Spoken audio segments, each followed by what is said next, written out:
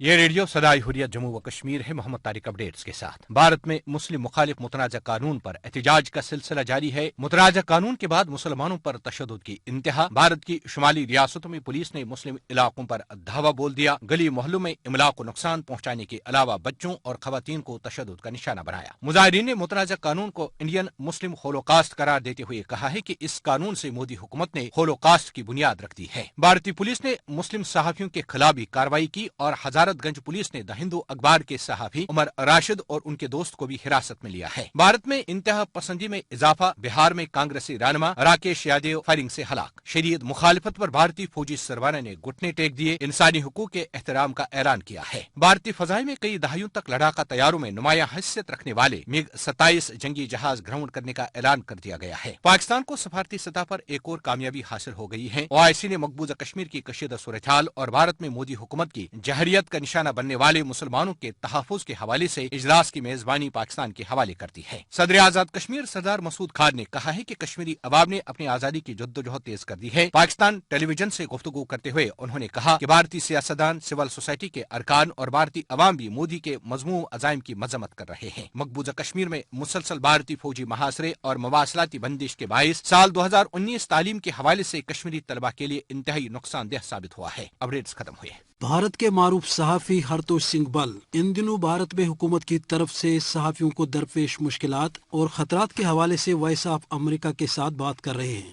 دن ب دن خطرے بڑھتے جا رہے ہیں۔ دو طرح کے پریشر ہیں، ایک تو ڈائریکٹلی فائنینشیل پریشر جو اونرشپ کے اوپر ہے، اس کے کارن جرنلسٹ اپنے آپ کو ایکسپریس نہیں کر سکتے کیونکہ وہ جانتے ہیں کہ اونرشپ ایک لائن چاہتی ہے جو سرکار کے مطابق چلنے چاہتی۔ دوسری طرف چھوٹے شہروں سے جہاں سے ایکچوئل آج کل جو ہو رہا ہے، ڈیمونسٹریشنز، پروٹیسٹ ہو رہے ہیں، ان کی جو رپورٹنگ ہوتی ہے وہاں پہ ڈائریکٹ فزیکل تھریٹ ہے، لا کا تھریٹ ہے، کیسز کا تھریٹ ہے۔ یہ دونوں چیزیں کمبائن کر کے میڈیا پہ پریشر کافی بڑا ہو۔ مین اسٹریم میڈیا جو ہے، جسے ہم لیگیسی میڈیا کہتے ہیں، پرانے برانڈز ہیں، یہ کافی حد تک شروع میں ہی فائنینشیل طور پہ کمپرومائز ہو گیا تھا، تو یہ اس لڑائی میں شامل نہیں ہے۔ اسی کارن کچھ پترکار ہیں، کچھ چھوٹے ڈیجیٹل پلیٹ فارمز ہیں، کوئی نئی میگزینز ہیں، یہ سارے مل کے آواز اٹھا رہے ہیں۔ 6-7 سال پہلے ایز جرنلسٹ اگر کوئی سٹوری سرکار کے خلاف کرے تو سوال سرکار پہ اٹھتے تھے۔ آج اگر ہم سٹوری سرکار کے خلاف کریں تو سوال ہم پہ اٹھتے ہیں کہ ہم یہ سٹوری کیوں کر رہے ہیں۔ اور اس میں سوشل میڈیا شامل ہے، سرکار کے اپنے نمائندے ہیں، سوشل میڈیا میں بھی بیٹھے ہوئے کافی خرچہ کیا جا رہا ہے سرکار اور یہ RSS آرگنائزیشن ہے، ان سے جڑے ہوئے لوگوں۔